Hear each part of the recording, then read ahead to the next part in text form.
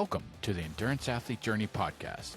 Join us as we dive into the world of endurance sports, exploring everything from nutrition to training and how these elements shape your everyday life, both on and off the race course. Hosted by Coach Justin, certified run and triathlon coach and owner of Tabula Rasa Racing, along with Coach Katie, a registered dietitian specializing in sports nutrition and owner of Fuel to Run. We're here to share insights and real-world advice to help you thrive on your journey. Here at the Endurance Athlete Journey podcast is where your journey begins.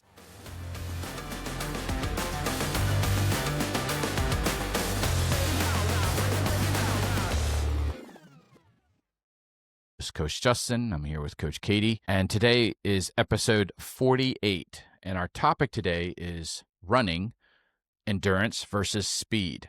And so our thought behind this is we would like to start creating sport-specific series where we just look at a single sport and how to get better at that sport. So this is the first attempt at building this series.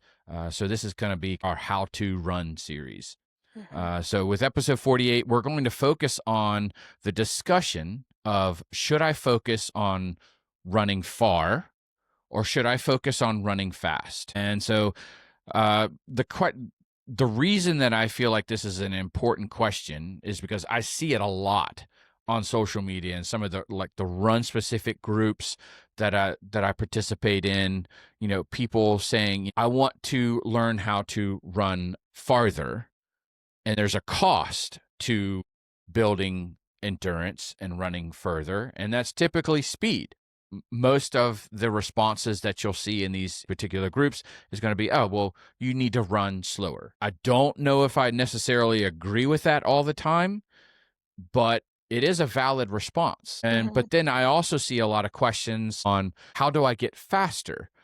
And then you'll see all the typical responses and people are just like, oh, well, you need to do intervals and all this kind of stuff.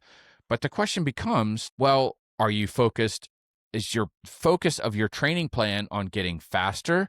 Is your focus being able to run further? Or can you do both at the same time? Right. Run further and faster. And so I wanted to bring this topic to everyone and bring in our discussion coming from two coaches that focus on running and see what we can contribute to the conversation. So thank you for joining us. I want to go ahead and knock out some of these housekeeping stuff right off the bat. And so if you are enjoying the content that is coming out from the Endurance Athlete Journey podcast, please take the time to leave a review and a comment on whatever platform that you're listening on. Is greatly appreciated. We do not have sponsors. We do not have commercials. We felt very strongly about that from before we recorded our very first episode. We want to be free to say and talk about topics that we want to talk about and not be beholden to sponsors and, pushing a particular product or approach. And so one of the ways that you can help us is by leaving reviews and comments because it helps other people find the podcast. And it actually gives us a lot of feedback on how you think that we're doing. So it's kind of like our little report card to see if, there's things that we can do different, things that we can do better, things that we're doing right. It's greatly appreciated. So if you're listening to it on just audio version only, or if you're listening to it on YouTube as well, because we have our YouTube channel, please leave us a review and a comment. There's also a feature that is in every single episode where it says, send us a text message. That is available through all the platforms, not just the Buzzsprout website. We also have the Endurance Athlete Journey podcast group, which is a private group on Facebook. If you would like to join the community, add to the conversation, that is also a place where we'll probably push out additional content as we build out the community. And it's a great place for us to offer Q&A sessions, ask for what topics you would like to see or hear about on the podcast. Just go ahead and just check that out. You can just go in, search for the group, the Endurance Athlete Journey podcast group, answer one simple question. We'll let you right on in and join the community. We are also coaches. So we are taking on athletes for 2026 onto our rosters. So if you are interested in running and dietetics on any sport, it doesn't It's not sports specific. Please go out and check out Katie. Her website is the fuel, the number 2 run.com, and you can check out her website is full of content, blogs, history, stories, all kinds of stuff. So feel free to check her out. If you're interested in multi-sport or just single sport, but no dietetics part of it, you can go to tabularasaracing.com. You can check out my site. I've got all of my services that are out there, blog, links to videos and other blog. Yeah, the blog and the video series for Florida. All kinds of content that's out there. Feel free to reach out to us. You can reach out to us through our respective websites or just through the podcast. The podcast email address will make we do monitor that daily.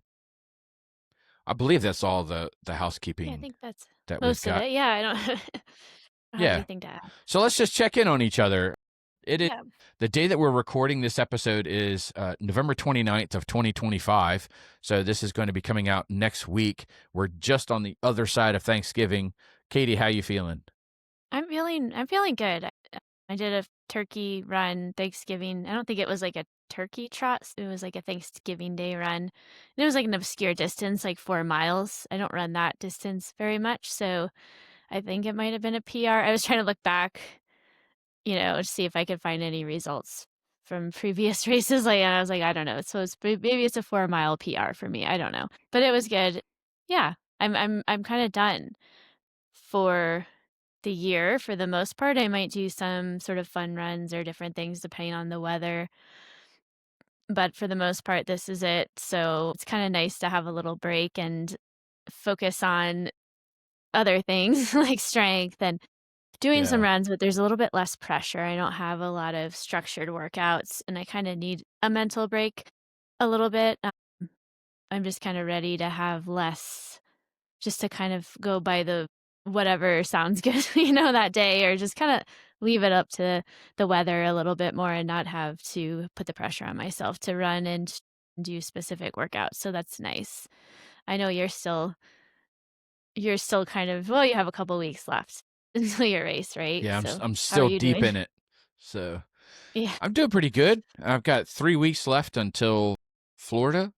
Okay. And I'm hoping that I'm on the tail end of this recent new kind of tendonitis that I've never had before. So the tibial tendonitis is kind of on the back end of it. It's still a little sensitive walking around, but I'm not on crutches anymore, which is a huge benefit. Today, I'm jumping on the bike for a couple minutes just to kind of test it out. And if things are a success, I've got a bike workout on. It's been a challenging week mentally to try and just look at the volume that I'm doing versus the volume that I have done and not have a lot of questions rolling through my head on, Mhm. what's race day going to be like and what kind of shape is my body going to be in and what am I losing?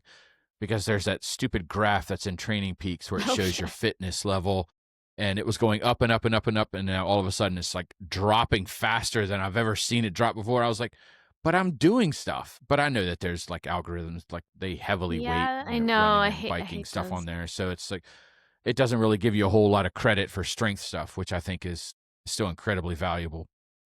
Yeah, and I think, like, But it doesn't yeah. it's weird because I don't think it's I think it's overestimating the fitness loss, because you really don't lose that much fitness in, like, a week or 2. It's probably after about 2 Yeah. weeks, so if you're able to kinda get in some more biking and stuff, I think you'll be fine, but yeah, I agree, it's hard to see that. I think Strava, I don't have a Strava. It's always like, "Is it worth it? I don't know. Is to pay the money for that?" I don't know. Sometimes it's nice, but then, yeah, when you don't do stuff like right now, I know, like, Garmin's gonna tell me I'm productive or, like, recovery, because I Yeah. won't be doing as much as I was, and it's like, but I'm just maybe maintaining fitness, but it's just the way that the algorithms are, and same with Strava has something similar where it shows you, like, your fitness, it's like a graph, and then if you stop Uh, doing as much, it just, like, drops, and you see it, and it's very hard to see that, and that's sometimes why I'm like, I don't know if I wanna pay for the premium. Maybe when I start training again, I might just 'cause I sometimes like to look at all these things because 'cause I'm a nerd, and I like to look at all the different graphs and stuff, but it's yeah. not fun when you're sort of in this off season or recovery mode or just kind of in this other mode of strength training and it's not giving you as much credit. It's like, oh, that's frustrating to see. So I advise you not to look at that. Try not to Yeah, look at I've that I'm too I'm much. trying So not you to. don't, because you don't wanna look at that, be like, "Oh, I'm losing fitness. I'm gonna try to do things I'm not ready to do," and then, like, totally you can't run the race because you haven't, you know yeah. So, Yeah. um, yeah, I would But that's where we are. definitely yeah, that's where we are. So we're both in different spots, but yeah, today I think I don't have a lot more to add to that. I'm just kind of like, "Oh, it's going, it's Christmas, I'm still tired, it's still dark all the time." I don't know, so not I mean, it's Yeah. almost Christmas, we're gearing up, we're going to get a tree today, but I don't have much more to add to that. I think we should just dive into the topic of Yeah, let's dive we on in. have today because I think it's like So, well, I'm thinking like you mentioned, endurance versus speed and sort of what people asking questions and you do hear like different schools of thought.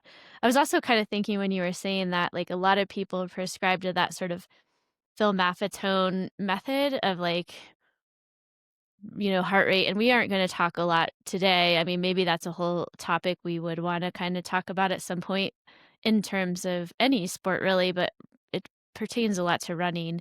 It's that zone too. We're not going to really talk about that specifically, but it is sort of this idea of like run slow to run fast, right? I hear that a lot too. Like yeah. you have to run slow to run fast. And that sort of drives me a little bit bonkers. It's just sort of this assumption that, oh, if you Yeah. run enough slow miles and you are able to get your heart rate into a certain zone, and maybe you'll eventually be like able to run faster at that specific zone. And this assumption that that's all you need to do is just go out and run real slow, and somehow that's going to make you fast is it's just that drives me bonkers. Like it's like I Yeah.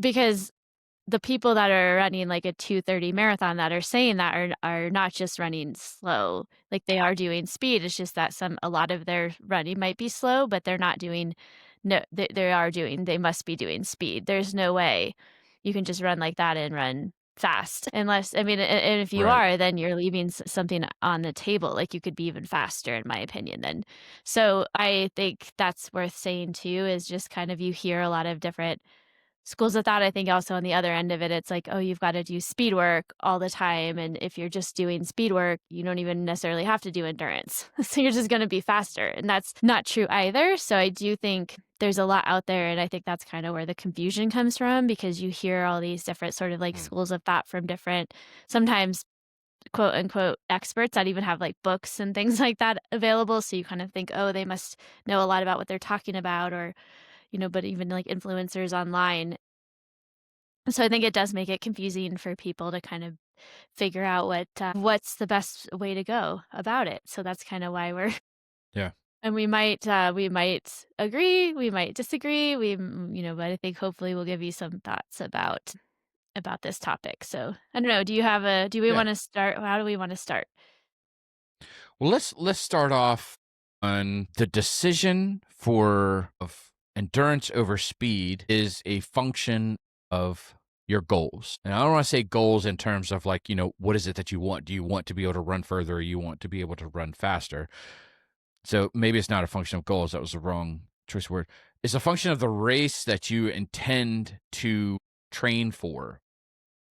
So let's start there. So because it's the most obvious start to the conversation, because if you're training for a 5K, you may not be necessarily all that interested in being able to run, 10 miles. Yeah, because it just doesn't make it's a I think it's the wrong focus of the time that you spend because as athletes and most of us aren't full-time athletes, we have other demands on our time.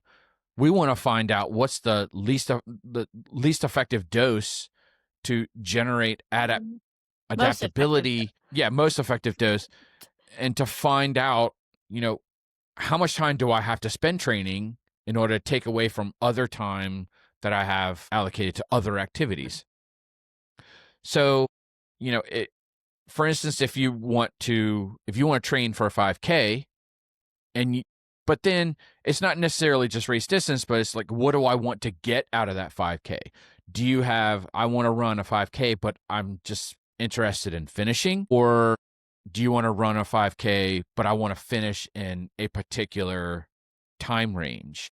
Uh-huh. My approach with an athlete would be very different on that. Even though they're both running the same distance, the goal that they have for that distance is different. So I may say, hey, if you're just interested in finishing, maybe we're just going to do like a bunch of zone 2 work and just get you used to spending that time on your feet.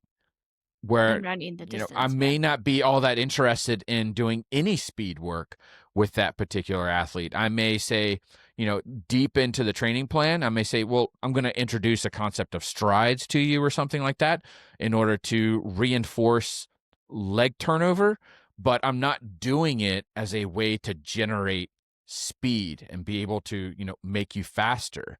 It's just effectively like a drill that I would have you do.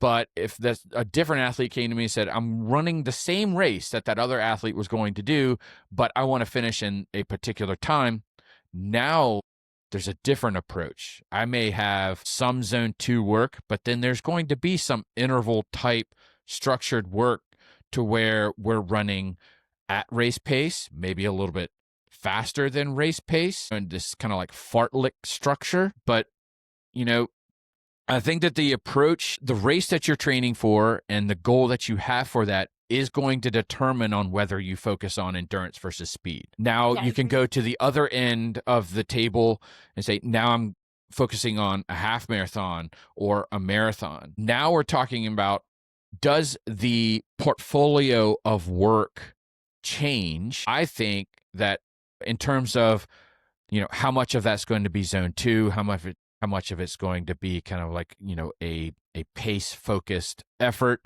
Now we're just scaling it up to where the sessions are taking longer? Or do we say, hey, I'm going to just increase the duration slightly, but we're going to do more speed work?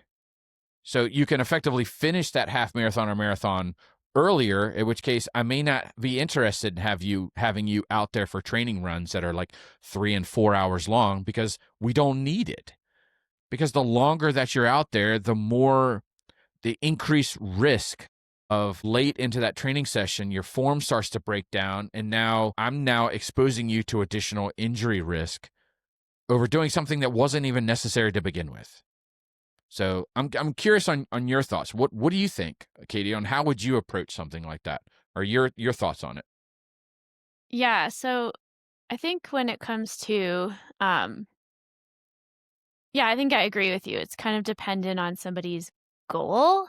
That's probably gonna be the number one determinant of kind of how I'm focusing their plan, and if I'm gonna be doing more like just endurance versus speed, and how much, like, whether they're like in a new to running and just starting out, or if they're more intermediate or advanced, because how I'm gonna approach their training plan is gonna be very different. So if someone's coming to me and they're, like, brand new, like you're saying, and maybe they just wanna finish a 5K, it is going to be like, maybe they haven't even been running. So, like, initially, it's just gonna Mm-hmm. be that, run, walk sort of program, maybe just to get them to be able to run, I mean, to even be able to get to 3 miles, just to be able to complete the distance. I'm probably not gonna be like, "Okay, now I really need you to do, like, a 10-mile run," or something like that, because they're not even at that point. It's just like, "Oh, I wanna finish," and maybe they're like, "I don't wanna run, well, I wanna be able to run the entire thing." Some people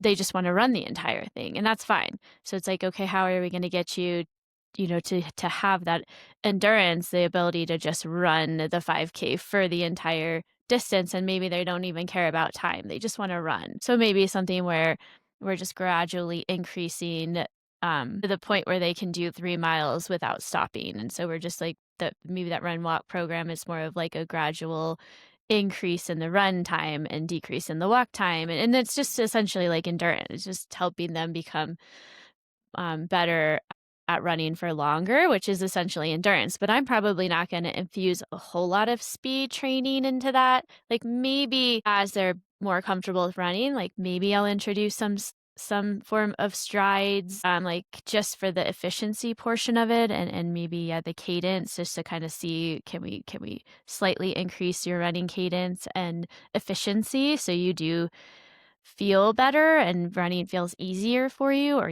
but it's not necessarily going to be like, oh, you're going to get a ton faster with this. It's just that sort of concept, but I'm not going to do much where it's like, okay, we're going to do intervals and speed. Now let's say that same runner now completes their 5K and they do it in like 30 minutes and they're or 30 35 minutes, something like that, and they're like, wow, that was great. I want to do another one, but I want to try to beat my time. I wanna be, like, 30 minutes under 30 minutes, for my 5K. Now, then it becomes a little more of, like, okay, what are we gonna do? Are we gonna try to have it be so they can run longer, so they can infuse a little bit of endurance? So instead now they've only been able to complete, like, maybe 3 miles or a little more and just to kind of finish this race, but do we now encourage them to run longer so they have more endurance? Or do we focus on Hmm. speed? Because that's where I think the question becomes when somebody's kind of completed that and they're like, actually want to run a little bit faster at that time. And I kind of argue there might be room for a little bit of both. I think the biggest thing is that, as you're sort of increasing the endurance side, like you can do some longer runs and maybe gradually be able to run a little bit further. And I think you can maybe infuse a little bit of speed into your week, but it may not be like, it may be just doing some intervals at that pace, that goal pace that they have, but it won't be like that's a huge portion of their running. I mean, a lot of their running, maybe 80% of it might be like just trying to be able to improve in their endurance, and then maybe they'll be like short bouts of some speed just to get them faster and comfortable at that pace. And that's probably the next sort of step, and then maybe they do their Hmm. run and they have it be faster. It's like 30 minutes or faster. Then it may be again like, and it doesn't all have to happen at once either. I think sometimes there can be like a sec a portion of their training where you do focus more on one thing and then you kind of move to speed too. So in most training plans, I'm thinking about even and marathons are very different. But, I think focusing on maybe being a faster runner for a period of time and then going into the endurance can make you faster at the marathon. So like there might be like a period Yeah. of time you focus on something like speed and then go into endurance or vice versa. Focus on it for like a 5K, maybe you do the opposite. You focus on endurance for like a period of time, maybe like a base phase or just even like 4 to 6 weeks you do endurance and then you gradually decrease the endurance and infuse more speed. So I also think within a training plan, you can have different elements to kind of focus on different things, but it's not as though one is better or more. It's not like you could only do one at a time, which is kind of what I think a lot of people think, like, "Oh, I can't be both doing endurance and speed." I don't think you can do both, like, it's hard to s I don't think you can be like, "I'm gonna do train for a 5K and train for a marathon sort of distance and do 20-mile runs and that kinda thing at the same time and have them both be quality," or you might struggle a little bit in that because you're not really getting good optimizing one or the other exactly. I mean, you can kind of do that, but I think there's times and places for certain types of speed work.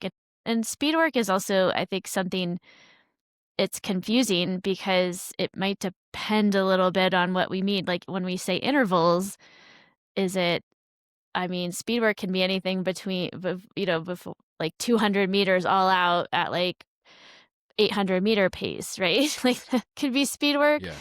for, like, a mile race, or are we talking, like, speed work for a marathon might be, like, trying to do 1K intervals at slightly faster than, um, marathon pace, to kind of prep for a marathon, and that could be considered speed work, right? So it's also there's a lot of nuance in that, what we're talking about there.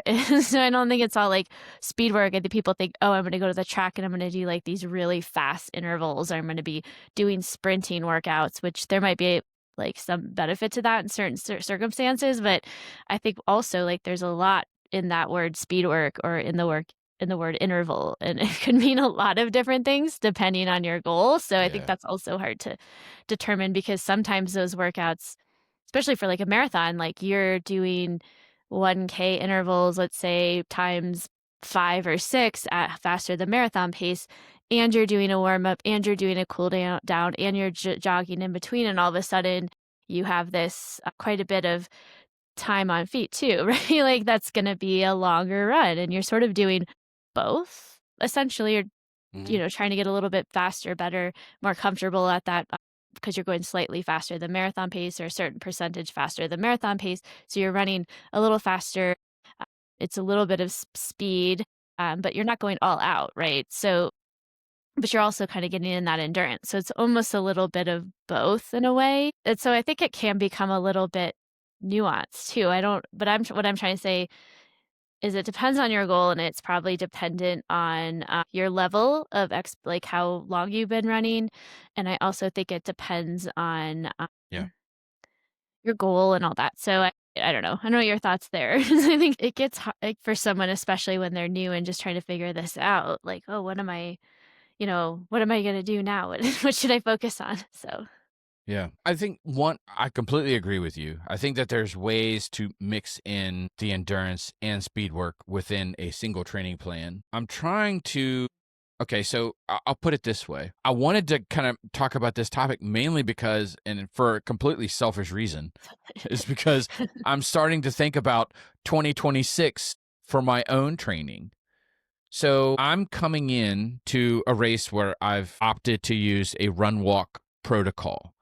And for all the listeners out there, you can go back and check out all the reasons on why I'm using this method, and all of the Ironman Florida, you know, casts and things, all the episodes that are geared towards that. I talk about it in depth, so I'm not going to really bring it up here. So my question for myself is, okay, now I'm starting to think about 2026. Do I want to, because the run walk protocol has been really successful for me up until now. I don't think that my recent issue is brought about by the run walk. But my thing is, should I continue with this run walk protocol because it is successful? It's just a bit of a hit to the ego on doing it, and opt for running those run intervals faster. So at which case I can cover more distance and effectively finish a race earlier than if I tried to run that same distance race without the walking protocol and have to run it a little bit slower. So should I focus on removing my walk interval and just try and get to the point where I can run consistently throughout an entire session? Or should I focus on keeping the walk protocol, but running the run intervals faster? So effectively, I'm asking myself, do I want endurance or do I want speed?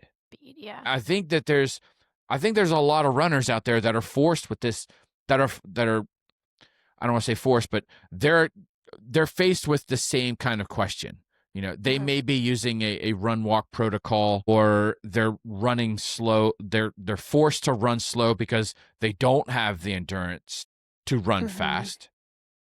And so the question is, okay, I want to sign up for a race, but I want to run it faster. I want to finish earlier. And the answer to the questions may not always be, well, you have to run the whole thing and you have to run it faster. Because I think that's a big misconception. Because if we can throw in a walk protocol that's in there, and I've never been a big fan of the run walk protocol, but I think the reason that I haven't been a fan of it is because it's an ego thing and not necessarily a strategic approach to running. And I think that that's one of these things that training for Ironman Florida has taught me, is to change my opinion on run walk protocols, Right. because I have seen faster paces during my run intervals than I've seen in a really long time. And my overall time, yes, is not what I want to see, but I don't know if I would see anything differently if I removed the walk and just tried to run the whole thing. I hope that Yeah, makes it's a good sense. question. No, it makes sense. I think you have to kind of ask, like for you or for anyone listening, you have to kind of ask yourself this question of like, first of all, there might be some benefit to the run walk just because you maybe there's that little bit of break in there to offset some of the pounding on the feet or give you a minute to kind of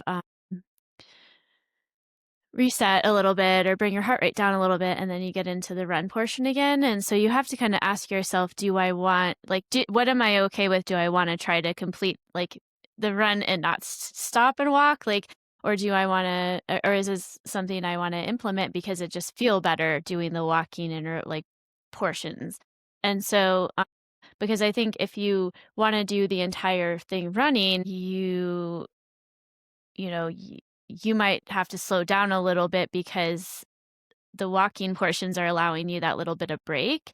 I mean, gradually you might be able to get faster, but you just have to initially kind of slow down and focus on endurance because you're trying to like make it that entire time running. Whereas if you're doing the run walk, I think the benefit to that is that it almost your goal could almost be like in those running intervals getting a little bit faster, like you're saying, so that maybe the time would actually be the same. you know, that's the other thing you have to consider is like by Yeah. doing a Yeah. little bit of faster run portions and then having the break to walk. And if that allows you to finish and do so maybe without injuring yourself or just more comfortably, maybe that's the way to go because if you were to actually map it out by, oh, well, if I do the whole thing running, I'm gonna have to slow down versus like this run walk, I can run the run portions faster. Maybe your time would be the same. And does it really matter? I think it is an Hmm. ego thing for people. Like, oh, I did the whole thing running. I didn't walk at all. Like, okay, well, does it matter if the time is exactly the same? I don't think so. Like, I don't think one runner who ran the whole thing Yeah. versus one who did a run walk is better than the other. I think that's ridiculous. We're all out there moving, right? None of us are winning the Olympics in this. Yeah. I mean, some of us might be, but very few. So I would say, like, thinking about what sounds better to you. Like, do you wanna what is your what are so you have to kind of think about that and, for you, Justin, is, like, maybe the run walk is just a nicer way to go because you have those breaks, and it allows you to kinda walk through the aid stations and maybe you kinda time it so that you walk through the aid stations, kinda get what you need, you're making sure you're fueling adequately, so those walk portions can actually be nice to be able to allow that time to, like, stop and maybe fuel, and maybe you're then able to fuel better, I don't know, because that's always a hard part when you're running, so there might be some benefit to it too, to being able to have those little breaks, but then I think, yeah, you then maybe wanna focus on in that in that case, if I wanna do the run walk, you might wanna actually then sort of do some like, it's almost like a similar form of intervals where maybe then you go back to, I wanna be able to get to a point where I'm doing, like, let's say, 8 minutes of running, maybe 1 or 2 minutes of walking. So 8 minutes running, 1 or 2. So, but in order to kinda get back to that and be faster at that 8 minutes, you might then go back to, like, 2 or 3 minutes of running. I'm gonna try to do that at faster pace, so you're breaking the run walk intervals to shorter intervals starting out and just sort of almost doing what you would have done initially with the run walk program, but the run intervals are now gonna be a bit faster, right? And so, Hmm. gradually, as you do that, like, and you add more time to the run interval, I guess the theory or the thought would be, yes, then over time, you're kind of getting more speed. So you might do not the same amount of distance. So then you're kind of focusing on speed, but over time, both the speed and the amount you're doing gets longer and longer. So it's just kind of gradually, Yeah. doing some sort of protocol like that. It's not like every day you go out, it would be like that, but maybe you're focusing on that a couple days a week. And then maybe you are focusing on an endurance day where you're just kind of doing your usual 8 minutes on, 2 minutes off, or trying to complete a certain amount of time on feet, like an hour and a half, 2 hours, whatever your focus is for like a half marathon, for instance, to be able to kind of make sure you can make it that far. But you might do like, so it's Hmm. not necessarily that you're focusing on, again, it's kind of focusing on a little bit of both, but you would be infusing in some faster speeds at shorter amount of time and then gradually Yeah. increasing that time. So that's how I would probably go about that. And then you would, I think, I mean, there might be other ways to go about doing that, but that's probably the easiest. It's just conceptually, I mean, you have Right. to think about your goal time and you have to kind of think about where you're at currently with that run portion. If you're like running a 9 or 10-minute mile, and then you're like, you can't be like, "I wanna run a 5-minute mile." Like, you know what I mean? You have to be realistic too and what Yeah. but if you're like, "Okay, I wanna complete it in this time, and I wanna run it faster and walk these portion," you know, you might be able to sort of figure out what that goal time would be for that run, um, but you also have to be kind of realistic in your expectations for that as well too, you know? It's Yeah. not like, "I'm gonna start running a 5-minute mile and see if I can make that work." And It's just like, hold well, on for dear life. Yeah. for deal as long as you can and then walk and then take I Yeah. I suppose that might make you faster, but probably if you're not used to it, also maybe more prone to injury, so be careful. Yeah. Just because you can run 5 minute, it might be only like 10 seconds since you can actually hold that pace, so it may not Yeah. actually be that beneficial. But anyway, I don't know if that makes sense. It's kinda how I would go about that. I don't know if you would do it a little bit differently.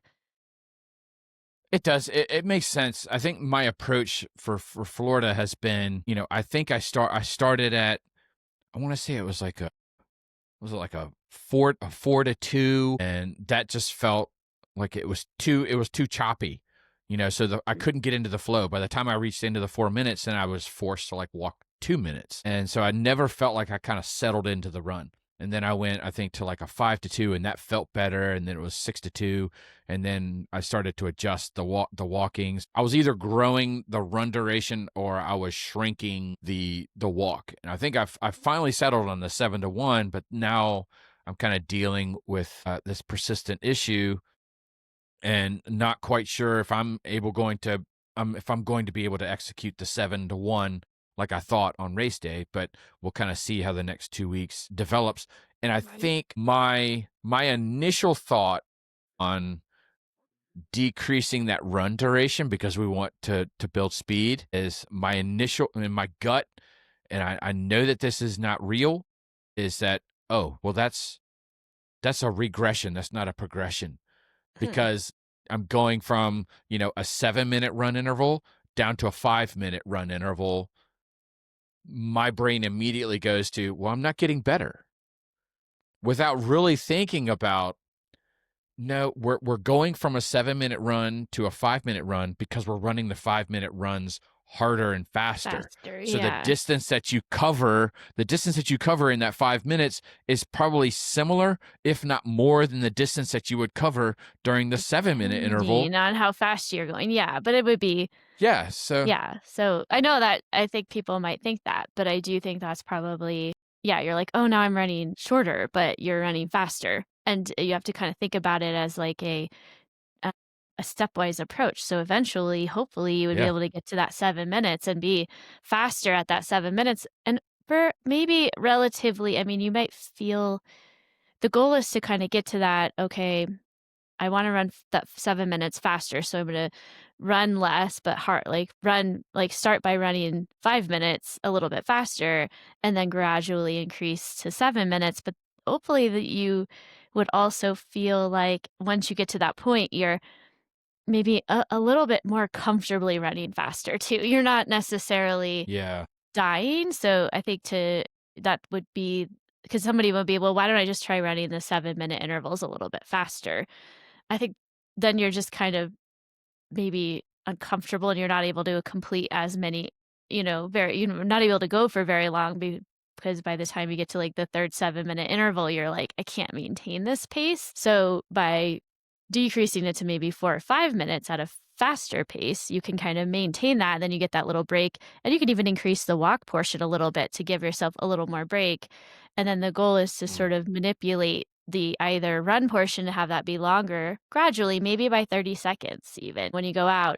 And then maybe, or you can decrease the walk portion a little bit, and manipulate those two variables so that eventually you're able to more comfortably run that same faster pace at closer to that 7 minutes more comfortable. You know what I yeah, mean? That's the kind of the goal. So yep, you're just manipulating different variables to, like, get your body a little more used to that. But I still think that within that, doing some form of, I would also probably infuse at least one day of, like, some form of strides where you're actually going quite a bit faster, just again to kind of have that hmm efficiency, running efficiency, that little bit of, like, oh, this is what speed, fast, really fast, kind of, quite a bit faster than your race pace feels like. So I think if I were to develop a training plan, it would probably be like 1 or 2 days of that, like shorter run, faster speed kind of intervals where you're over time, Hmm. kind of gradually that's changing. Maybe one day where you are, especially let's say it's a half marathon, like that's a goal a lot of people have. And this is kind of a good example of something you would do for like a half marathon. Then maybe one day you do like your kind of usual, like you're just kind of training endurance, like your usual 7 to 1, where you're just trying to complete, maybe you want to complete the marathon, half marathon in 2 hours. I don't know, but you're just out there trying to get at least 90 minutes to 2 hours of running in or run walk just to kind of have that long endurance run, and then maybe one day of like a run with some sprints or sprint, or some strides. And then, you're kind of infusing a few other an easy day. I don't know how often somebody might, for someone also Yeah. training for triathlon, that might be enough because they're doing their biking and their Yeah. swimming.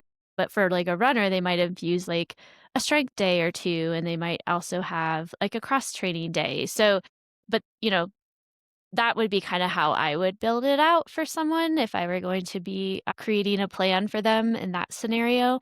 Um, now the opposite scenario, if somebody's like, "I just wanna complete the run and run it the entire time," I think then it would be a little bit different because then we would be trying to figure out how to take those walk intervals out. So, it's more of like I would do something more of like, okay, we're gonna do like 10 minutes. So you're doing 7 to 1, 7 1, 7 1. Let's try to do like 9, 8 to 1, and gradually increase just like you would prior. So it'd be more of like an endurance situation because they're not necessarily wanting to run faster in that scenario. They just want to run the entire thing. So that would be probably a scenario where it would be a little more endurance, right? Like maybe I'm still infusing some sprints or some strides in there just to kind of, again, have that improve their efficiency at running, just get a little bit of that turnover on the legs. But it would be maybe more endurance focused because they're just wanting to complete the distance without stopping, right? So I think those Yeah. are two interesting, I don't know, examples right there to kind of emphasize this point, but what are your thoughts? How would you do it Yeah. differently, or would you do it differently for someone who's just like, "I don't really wanna walk at all, I just wanna run the entire thing," and that's a fine goal too, but do you think you would change anything to or how would you approach that? I think then I would be more focused on if we're coming into it with a run walk protocol and you say, I want to be able to run the whole thing, I would probably approach it to where, we are lengthening the run duration for, let's say, 1 to 2 weeks. And then the next 2 weeks, we keep the run duration constant and we start to manipulate the walk the walk portion until we get to the point where we no longer need the walk. But I probably would approach it a very similar way. If they're coming to me with a longer effort, like a half marathon or a marathon, and they say, I want to be able to run the whole thing, then yeah, I'm kind of torn because I'm kind of going through this. I'm trying to think on how to phrase it. I think that as a coach and as an athlete, I think I let my ego into the formation of my goals a little bit more than what I should. The reason that I say that is I always kind of poo-pooed on the run walk protocol because I was just like, well, your goal really should be able to run the whole thing. And now I've been forced to say, you know what? Is that really the best approach? You know, is it something that I'm more proud of because, hey, I ran the whole thing? Or is my goal is like ultimately I want to finish the race with the least amount of time out there, right? So I want to finish the race faster. But if I use this run walk protocol and I'm seeing that results myself where I'm actually able to finish a race earlier and not running the whole thing. So I think part of me is having this awakening of this different method and what it means to kind of be a consistent runner. Mhm. Because that's the next piece of the puzzle that I'm finding is that I always kind of wanted my response to many athletes was like, well, you just need to run more and more and more and more consistent running. I think that there's a time and place for that, and the goal is to maybe get to like 5 to 6 days of running a week.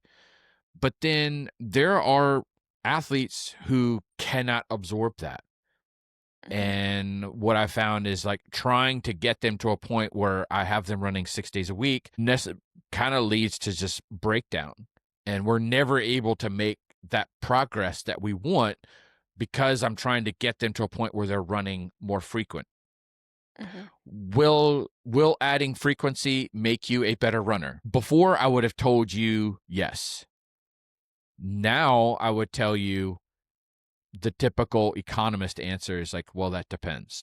Right. It's like on the one hand, there's this, on the other hand, there's that. Uh, Um, yeah. you know, does frequency make you a better runner? Sure, if you can absorb it and recover from it. If you can't, then no, it's not going to make you a stronger runner. It's going to make you a more injury prone runner. See, this is a problem with with is everybody's ability to absorb the training or the some people do have a better ability to recover, or maybe biomechanically they're just more um they have the biomechanics to be able to run farther, faster, and recover better, or the pounding of the running isn't as much for certain people because of their biomechanics or their even genetics and ability to recover from the training and all the other things that go into that, like stress and lifestyle and all this. So I think like the hard part is that there is a lot of nuance because you're saying it depends. Unfortunately, I think what we tend to hear is a lot of just one, like people out there with a lot of like authority, like you have to add frequency, or all you need to do is speed, or you have to just stay in zone 2 all the time and that's going to make you better. And it's like there's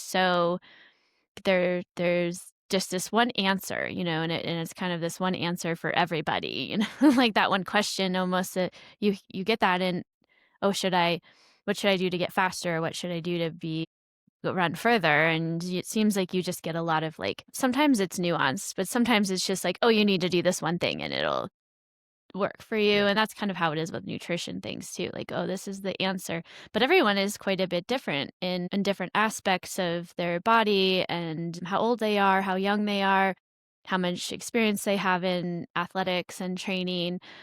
And so it is a bit nuanced. And so unfortunately, I feel like if people are coming here to be like, oh, should I do speed or endurance? It's like we don't have like exactly this like cookie cutter, like, well, this is exactly what you need to do, because it is so Yeah. nuanced. And I think that's what people need to realize, is that when you are like if you are listening to somebody online or whatever, just to realize that if they sound like they're very sure of themselves and they know the absolute answer, that's where I would be very weary, actually. And I think a lot of people are drawn to that because they're like, oh, this person sounds like they know what they're talking about. They're so sure that if they just run all of their runs, in a certain zone, or if they only do speed work or whatever it is, like, this is the answer. You need to increase frequency.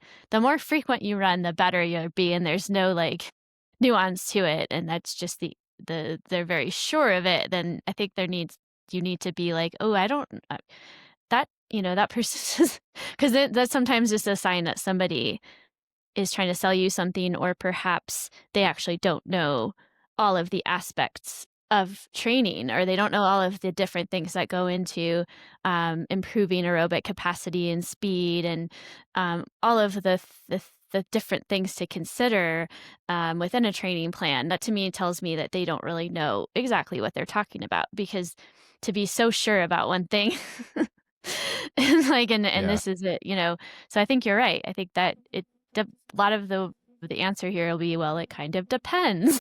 That's because Yeah. it depends on if your goal is just to finish, or to run a marathon and do, maybe make the Olympic trials. There's like two different, very different goals, right? So or do you want to, like you're saying, like, is you want to run it and you want to run it well, maybe being open to the fact that you could do that and have some run walk intervals and you would be able to run that race just as fast as if you tried to run the whole thing.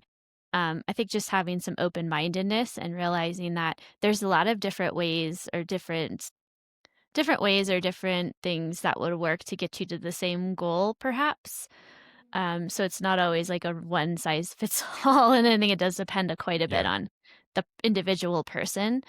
Um, yeah, so I just kind of want to put that out there because I think sometimes people just it is a tendency for humanity to kind of want an answer and like that black and white thinking, and so that's not. I think you and I are both kind of very deep thinkers, kind of Yeah. approaching this sort of topic like, well, it's not always going to be like this is exactly going to be the same thing that works for everybody. So Yeah. anyway, just something I So wanted to. let's see. So we've talked about kind of like the focus on endurance and speed. There was one comment that you made. I guess the question that I still have is, you know, if I'll be completely selfish here and I'll just use me as an example. And you're going to be my run coach in this example. So if I come to you and say, I have a sprint triathlon that is scheduled for late March. I have an Olympic that's scheduled for, I think it's like May or June. And then I have a half Ironman that I want to finish late in the year, like October. This is where I'm at. I am now executing a run walk protocol. My goal is to finish the race uh, in the shortest amount of time possible. So whether that means I need to become faster or does that mean I need to become more efficient? I'll leave that up to you as the You're coach. gonna do like a sprint, and then you said kind of a I'll stepwise do a approach. sprint, an Olympic, and then a half iron at the end of the year. My goal is to finish the race as The in the race least is amount of time all of the races possible. as fast as you can? Uh, yeah, Yeah, I think that okay. that's that's See, I think that's that's realistic. this I is an think example, I think so. yeah, I feel like this is an example where you could focus on something like, so for the sprint, because that's so speed based, to Mhm. focus on a period of just more speed. Not to say that you wouldn't do some. So I say that, and I think, again, I just want to emphasize here that it would be including a few days of like intervals or speed sessions along with some aerobic running where you're going a little easier. So you're not necessarily, it's not like you're not doing any endurance type activities at all. It's just that you probably aren't going to be going out for like an hour and a half run necessarily or trying to do because you're 5K. So it would be a little bit more speed focused and trying to get faster. So this is a good example. This is kind of why I like when people have these types of goals when they're chasing like a little bit of something faster and almost stepping slowly into more endurance because you have an opportunity to focus a little bit more on speed. And so you're sort of building that top end speed. Hopefully, you'll be able to like run that 5K portion faster than you ever have because you're focusing on speed. But then that sets you up then for okay, now you're going to do this 10K, which is as part of the Olympic, which is Mhm. arguably a little bit more endurance. So then you're kind of switching, maybe doing a little bit of a hybrid of like a little bit of speed, maybe more 10K focus. So we're not doing sort of as fast as maybe the 5K. I mean, maybe some of our intervals might be a little faster than 10K pace, but you're sort of starting to infuse a little more of that endurance. And then you're stepping into the half marathon with a little bit more of an endurance focus and, maybe still infusing a little bit of speed, but the speed training is going to be a little bit less. So over the course of the the year, you're sort of doing this like stepwise approach where the goals are a little bit different. But arguably, I think by training your speed first, you're going into the endurance portion with a lot more, you're with the top end speed, like faster, right? So then Yeah. arguably as you add the endurance, you're just able to run faster. So then you're going into that and you're able to do that faster. Whereas I think sometimes people who just this is true for like marathons too, but probably I would think for also like people who just do Ironman after Ironman or half Ironman after half Ironman. That's all they do. They never like step back to do a sprint or an Olympic. I feel like they're missing out a little bit because if that's all you're doing all year, you leave a little, very little space there to do a lot of that fast, really fast, like getting, oh, how fast can I run a 5K? Or even like in running, like I argue it for a marathoner, it might be really good to spend a period of time just focusing on even a mile. Like how fast that seems ridiculous, right? Like, well, why would you Yeah. go from a marathon to running the fastest mile you can? But it's just that speed because the faster you are at like a mile, arguably the faster you can run the marathon because your top end speed is faster. Plus you're developing a lot of like that power and that efficiency by trying to run a little bit faster. So you're going into some of those longer runs, hopefully being a little bit more of an efficient runner. And so I think that's a great scenario, like that sort of stepwise approach. And maybe considering if you're just doing those longer distance and you're like, I'm not getting any better in a I'm running these marathons over and over again. I'm trying to do this marathon training, and I'm not getting any better. I think that's probably because you haven't had a chance to develop some of the speed, the faster speed, the faster, improve your ability to run fast at some of those shorter distances will definitely, Yeah. I think, would help a lot to improve your speed in the marathon. So I think that makes sense. That's kind of how I would approach that. And I think that's also something to consider. Okay, maybe you don't want to do like a 5K, but to have for like a marathoner or even a half Ironman athlete to kind of focus a little bit of before you sort of go into your training block, maybe have a speed focus portion. And then on the flip Yeah. side, I also kind of wonder for like a 5K runner, this isn't, or someone who maybe does mostly sprint Olympic distances.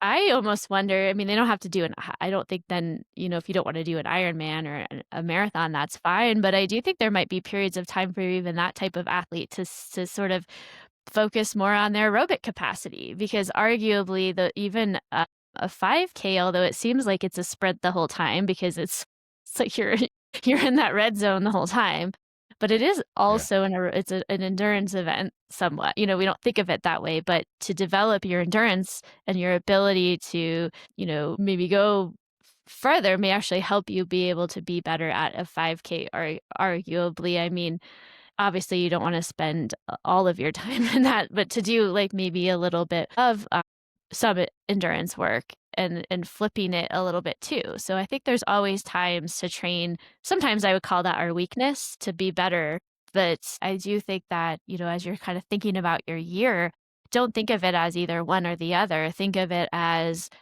okay, this period of time I'm developing this a little bit more, and then I'm gonna go into the endurance. Or I'm doing the speed, and then I'm gonna, so thinking of it like that and thinking of your whole year and how you're gonna build into it and what am I focusing on in this session? It doesn't mean like or in this block or whatever, but it doesn't mean you have to do no you just do endurance and no speed once you get there. It's just that the portion of those Yeah. change and the paces you're running and there's the things that kind of change, but it is, and that's way more nuanced and really, really very particular to the type of race you're doing. But that's how I would approach that. What are your thoughts on it?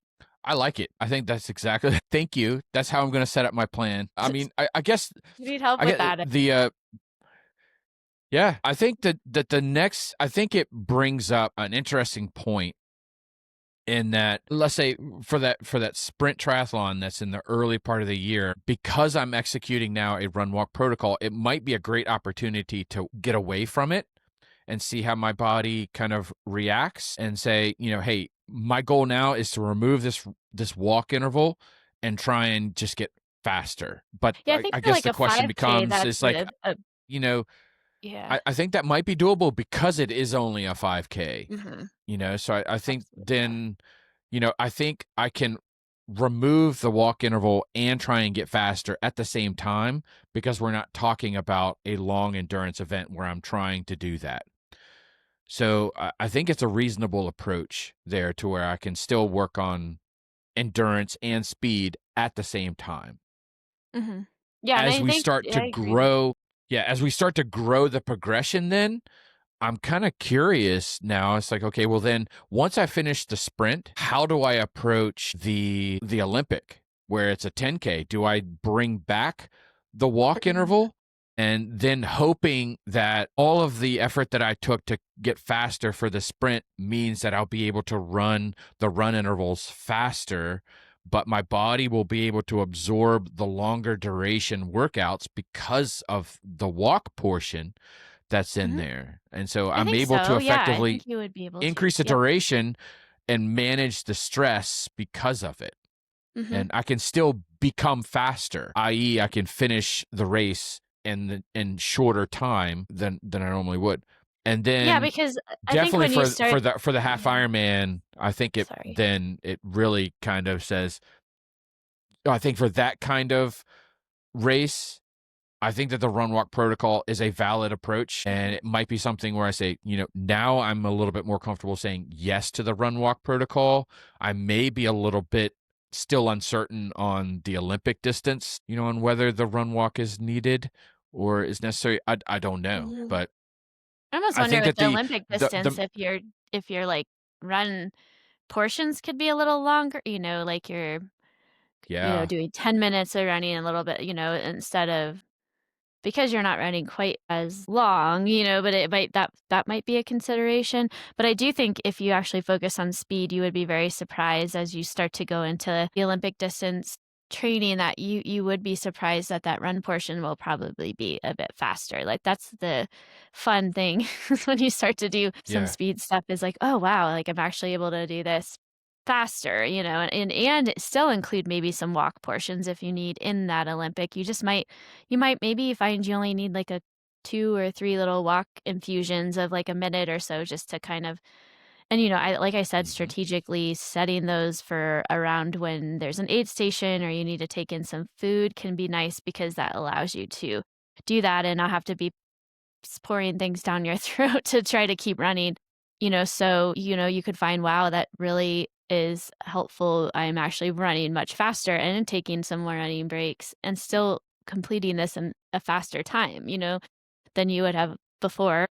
And then I think going into the half Ironman, I think then I think that would be a time you would maybe strategically add in some of those walk breaks, back in and then maybe you could adjust it. Like maybe you are able to go a little further, a little bit faster before you need to take a walking break. So it's just kind of adjusting that as you get to that point, depending on how your body's holding up and how you feel.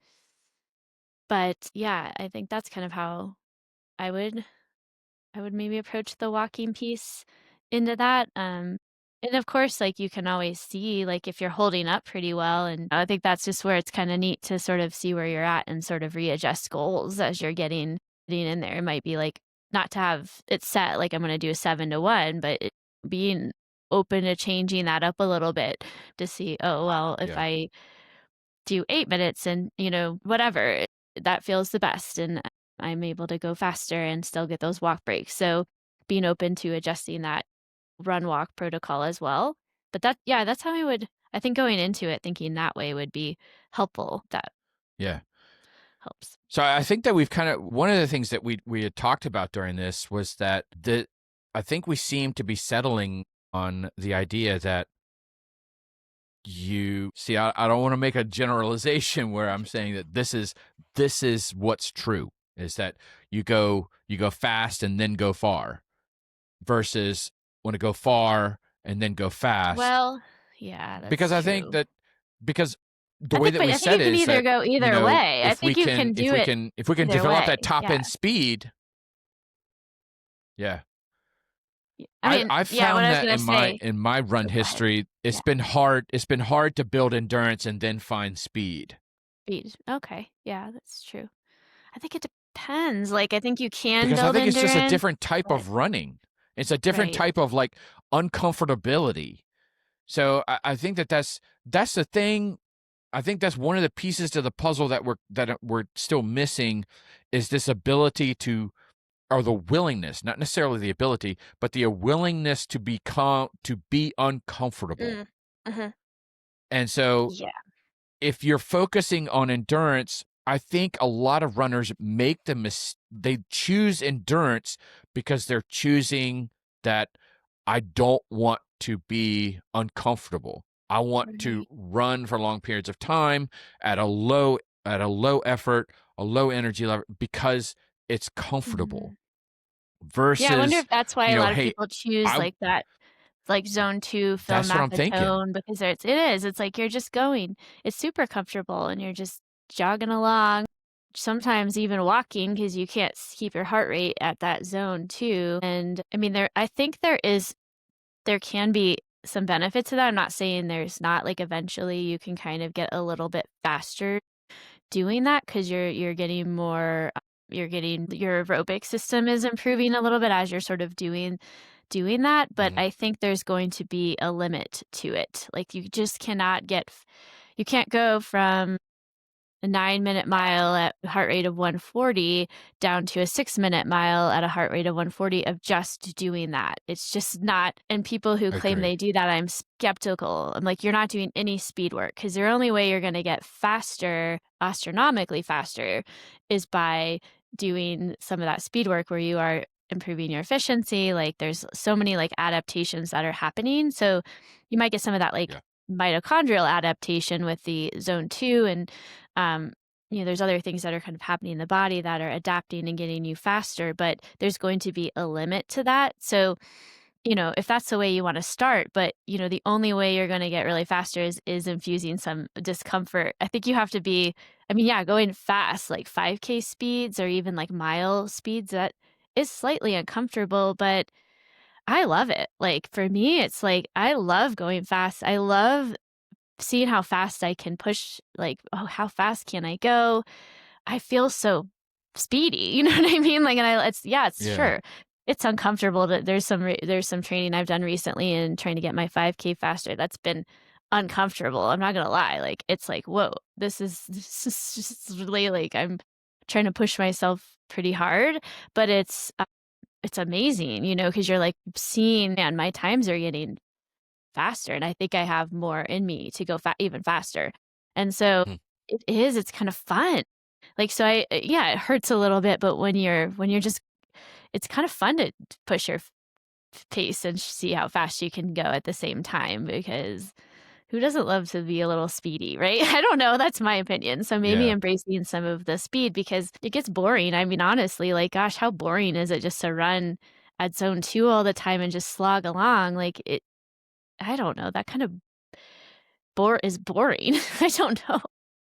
Just blah, Yeah. blah, blah. You're just going the same pace, like, for miles and miles and miles. Like, sure, I love that sometimes, but it just keeps it interesting when you can add and infuse a little bit of something like speed in. So kind of maybe embracing it instead of being fearful of it and thinking of it as something that's gonna improve your running, but also like, to be a little bit uncomfortable is okay and it's gonna make you better, and we can't always be just jogging around along comfortably and expecting that to continue to work for us because it may for a while, but I know plenty of athletes Yeah. who've kind of followed that method and they just get to a point where they're like, "I'm not getting any better."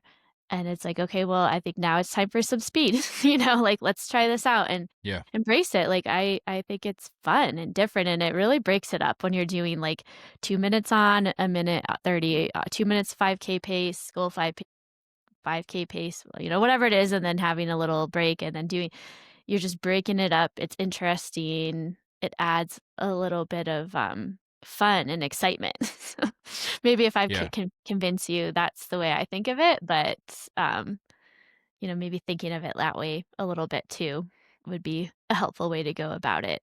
And you don't have to start at a minute 30. You can start infusing like 30-second intervals at 5K pace into your plan, like little fartlicks where you just sort of do a little bit power pull to power pull. I'm going to try to run faster. Make it fun, make it interesting. Infuse little bits of that into some of your zone 2 training runs. It doesn't have, and maybe towards the end, it tends to be like, or maybe in the middle, but yeah, I mean, it not only does it get you a little faster, but it sure does make it more interesting. So Yeah. that's my opinion. I think another little caveat to this puzzle of, speed, really what does it mean is sometimes I've come to athletes with this argument. So let's say somebody comes to me and says, I want to get faster. I want to run this, 5K or 10K or half marathon. I want to be faster than I've done before. And then if you were to throw this question out on social media, I can almost guarantee 80% of the responses that you're going to get are add intervals to your run workouts, to your training plan, and you need to have track Tuesday in there and all this other junk. But I don't think that that's always the case. And the reason that I say that is because I believe that there are two ways to become faster. You can either run faster, is increase your turnover rate and running at a harder effort and at a faster pace. That will make you faster, obvious.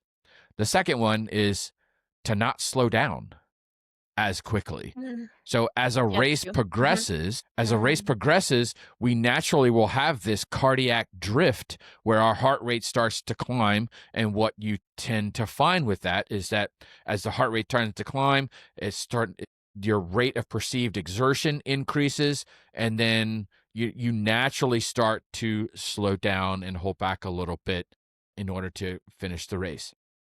So then what I say to this athlete is that we can either do speed work or we can build strength so that you don't slow down. The rate Mhm. in which your pace declines slows, i.e., you finish the race earlier because you're not slowing down as you get deeper into the race.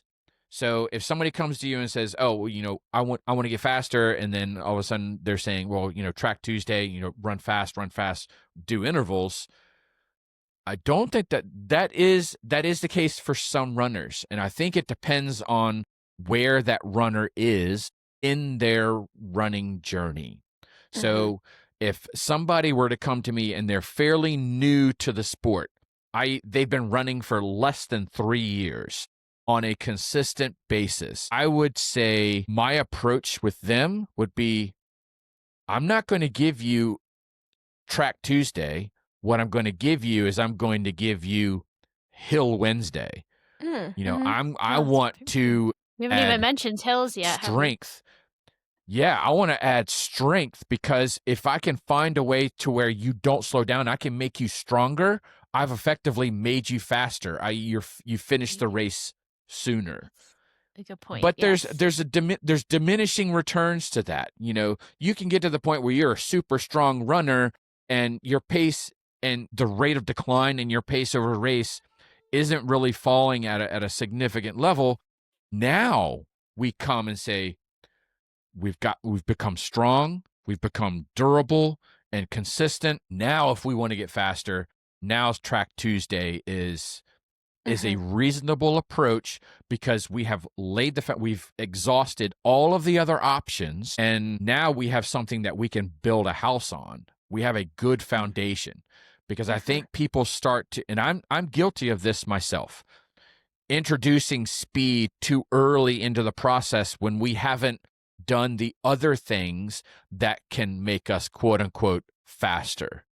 Right, and I think What too, are your if you're thoughts? introducing I think if you're introducing speed too early before you've laid the foundations, I think your injury risk. I mean, I think that's one of the fears people have with speed work is injury. And that is a legitimate Yeah. fear because when we start to run faster, there's more force, coming through the legs, and there's more potential that you could change your gait a little bit or something that would cause potential injury. So that is, I think, one of the arguments against speed for some coaches or some people out there is that the injury risk goes up. So I do absolutely agree. I think when you've laid the foundation a little bit more, um, and I do like you mentioned hills, and that's something I think is like, oh, like a little light bulb went off of like, yes, like absolutely, because hills do a few things for you. So if you're not really comfortable doing speed work right off the bat, but you want to infuse, maybe get a little bit of faster, and you're pretty good at endurance, or you've been doing like the zone 2 sort of method, and I can slog through, like I can run for hours. I think the next step would be to be like, because you're saying, yeah, you need, maybe you can run for hours, but if you do a race, you're slowing down at the end, or even when your training runs, maybe they're not as fast in the beginning or at the end as they were in the beginning. I think adding hill work, like whether it's just hills in your everyday running, because just going up hills, there's a strength component to that, but also doing some of your intervals sort of work on hills. So whether you do hill Hmm. sprints Yeah. or then maybe incorporate like, okay, I'm going to do 1 or 2 minute intervals on the hill. So it's going to be like 5K effort or something like that, but you're not going to be able to run 5K pace up the hill. So you have to kind of do it versus perceived Yes. exertion.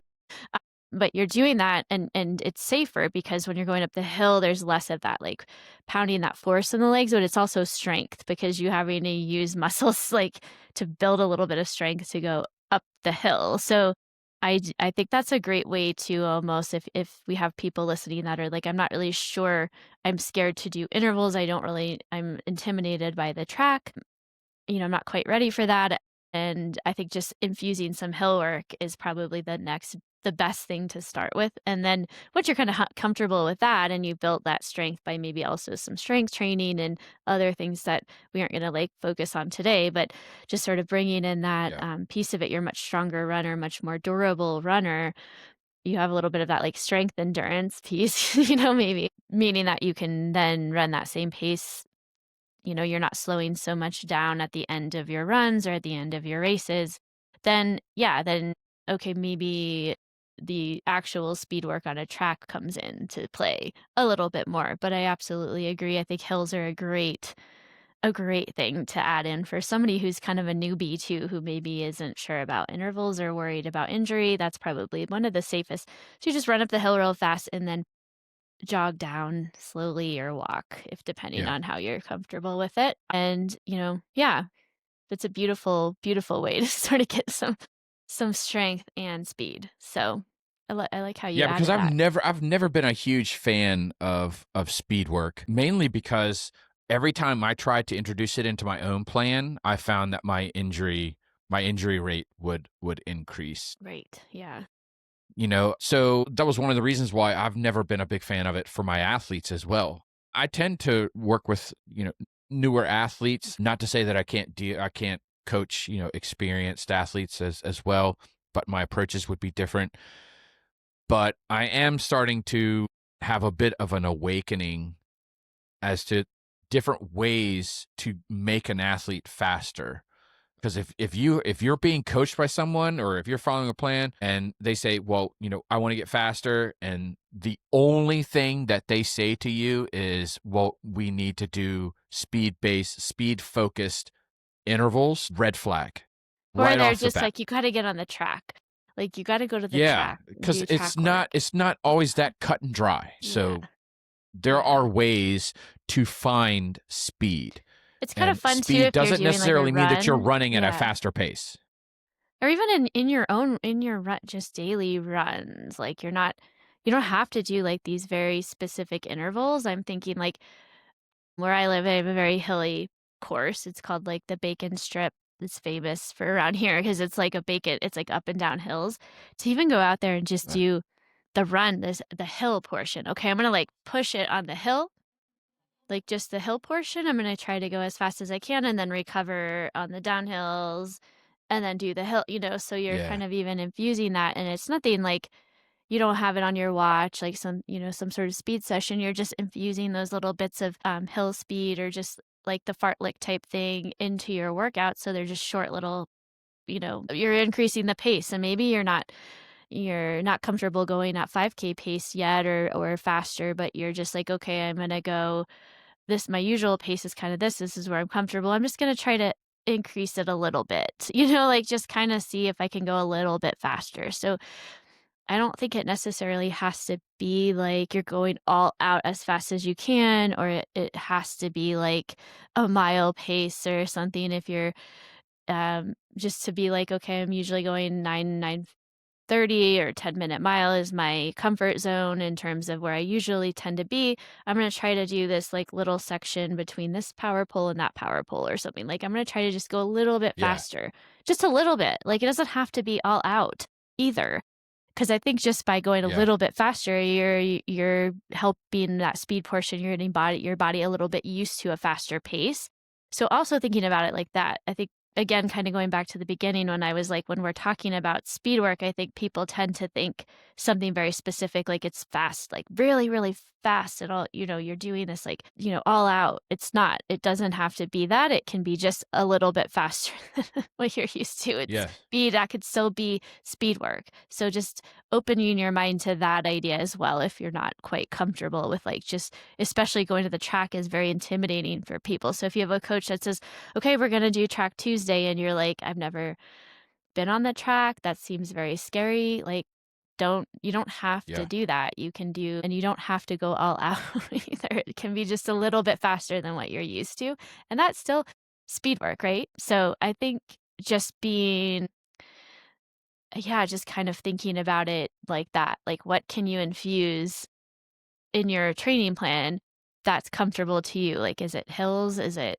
little bits of fartleks just slightly faster than what your usual comfortable pace is? That is completely effective, and I think a great way to kinda get yourself going into speed, like, to get yourself comfortable with the concept of it and start to, like, get comfortable going a little bit faster, and then slowly as you're that maybe you can be like, "That wasn't so bad, I can go a little bit faster next time," and not Yeah. necessarily having like, "Oh, I've gotta do this certain pace," or, "I have to do this," and that gets really confusing for people, especially when they're just starting out and running, like, they don't know what pace is, so because they don't know what their 5K pace maybe exactly should be, like, "Well, I don't know, I'm just starting," so it's just trying to go a little bit faster, trying to push it a little bit on a hill, doing some maybe Mhm. strides if you're comfortable with that, and that's a great, I think, intro to speed work and still could have a lot of benefit.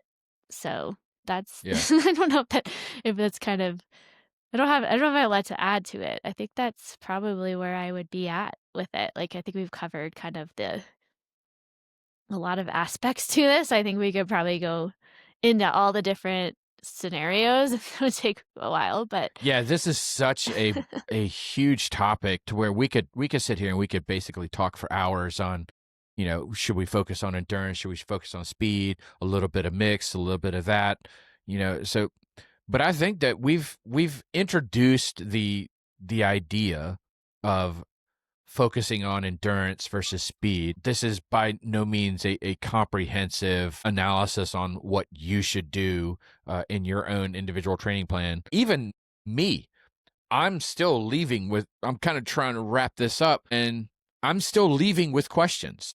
Mhm. It's like, oh, well, really should I focus on endurance or, how should I focus on speed? Even though I'm kind of forced, quote unquote, forced to use a run walk protocol, should I even be even interested in speed or should I be interested in just getting to the point where I can run? There's so many still questions that are remaining, but I think that we've done a good job on providing a little bit of insight. And if you do still have additional questions, then I think that we've accomplished the goal. Because I think Yeah. by discussing the topic, you should have more questions on how you should approach it because we've made such a conscientious effort in saying that there is no And size. one answer to the question. It is so independent. It is like where are you in your journey? What can your body absorb? Is there a genetic role in, whether you choose endurance over speed? I think that there's so many little unknowns and so many I mean, we didn't even caveats and talk about, like, nuances. fast twitch That's what versus slow make that's what twitch, makes this interesting. Yeah, because there's, like, Absolutely. We so never many even different brought up, physiological the pieces, different types of muscle fiber fibers that are types, yeah. required to support this. But But yeah, yeah, because somebody maybe would be better at speed, because they have fast twitch fibers versus slow twitch, but how would you develop there's even nuance there, like, if you tend to be more of a fast twitch athlete, like, the way you go about developing endurance or speed might be slightly different than somebody who's more slow twitch, like, or, more endurance-based fibers, so there's so much nuance and even how to know I think most people maybe have an idea, like, what type of fiber types they might be, but some people may not, and that's another yeah. whole can of worms, but I think what I hope we're getting at is it is a little bit nuanced and that it does involve a little bit of thought, and maybe that is where sometimes it is nice to be able to work with a coach because the coach is being thoughtful about that and trying to get to Yeah. the bottom of like, oh, is this athlete more of like a fast twitch? Or are they a combination of both? Are they more fast twitch, more slow twitch? What's their history? Like, there's a lot of things to consider, and then creating a plan that's more tailored. even like those AI generated, I was playing around with it a little bit the other day, like I went on to ChatGPT and asked if it could write me a training plan. It's just a generic, Yeah. there's no individuality to it at all. And so that's great, I guess, if you're just like okay with that. But I think, there's so much that even ChatGPT can't quite get right. I don't think. I mean, I didn't put any other information in there other than my goal time and how many days a week I could run, then that it just gave me like a generic plan. But I think that is something to consider is like maybe getting someone that you can trust, either a mentor or coach that can kind of help guide you a little bit because there isn't, it's not like everybody needs to be doing this or doing that. I think there's a lot of individual components to it. And I hope we didn't just make everyone real confused. I mean, hope we gave a few tidbits of like thoughts of things of ways somebody could get started with some speed with the hills or just infusing a little bit of faster running, nothing overly over the top, and then also maybe thinking about seasons of their running of like a speed focus versus an endurance focus, and maybe even thinking of it that way. So hopefully we gave people some thoughts that can get them started. But yeah, there's so many other little avenues we could even go with this that I think this is probably at least for now a stopping point. But Yeah. I think so. So I think that this is one of the reasons why I kind of like this idea of creating these little sport specific series is because there are so many things that we can focus on. And, even just in the realm of speed, there's all kinds of different ways to approach it. And so it definitely requires a lot of conversation and a lot of thought. Thank you guys so much. This has been episode 48 of the Endurance Athlete Journey podcast, where we focused on the question of endurance over speed. If you have enjoyed this episode and you like the content that we're coming out with, please leave a comment or a review and or both on whatever platform that you are listening or watching. That is greatly appreciated. If you have finished this conversation and now you're like, now I understand the value of having a coach, and you are interested in reaching out to one of us, please feel free to do so. You can check out Katie at fuel2run.com, or you can check out me at tabularasaracing.com, and I'm Coach Justin. Both of us do run plans, but I do triathlon as well. And so I hope that you guys enjoyed it, and I hope that you guys have more questions than what you started with. That means that we did a good job on bringing forth a I know I feel like that complicated topic. but it is good, I think, to have more. Oh wait, what about this? Or because you're expanding Yeah, you're not that's it. thinking in one narrow path. It's like, oh, there's all these different possibilities, and I think that's what we want to end with. Is there's no one answer to this. There's a lot of different possibilities and ways you could kind of go. At least a number of them, and so kind of gives you an opportunity to kind of think and get creative maybe and think about a plan and how I don't know, I love that's what I love about creating training plans is that there's a little bit of not a little bit of creativity, but a little bit of getting to know someone. You get to dig in and figure out this person and figure out what's going to work best for them, and then creating something that hopefully will get them to their goal. And it's so individual, and yes. And so kind of thinking of it like, oh, there's more than it's not just it's there's more nuance, and there's so many ways to go about it. And that I think makes it fun. That personally, I know some people like answers, but I like that people are asking maybe more questions, or they're thinking, well, maybe there's more ways I can think about this than just this linear one approach. Yes. So, Yeah. All right. All right, guys. So that's it. That's episode 48. So we look forward to coming to you next week. We don't know what the topic is yet, but you can be certain that we will come with something. So Yeah, we'll have something. we thank you guys. We thank you guys for listening. I'm Ben, your host, Coach Justin, along with Coach Katie here at the Endurance Athlete Journey podcast. Enjoy your week, and we'll see you again next time. All right. Thank you. All right. Bye. See you, Katie. Bye.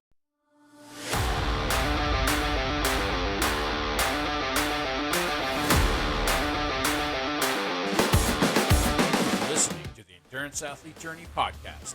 Like and follow us on Facebook and Instagram, Subscribe to the podcast on iTunes, Spotify, and YouTube. Feel free to leave us up to a 5-star review on iTunes and Spotify because leaving a review really helps others like you find us. Visit the podcast website for other episodes of the Endurance Athlete Journey podcast at enduranceathletejourney.buzzsprout.com. Have questions or comments about the podcast? Send Coach Justin and Katie an email at theenduranceathletejourney@gmail.com.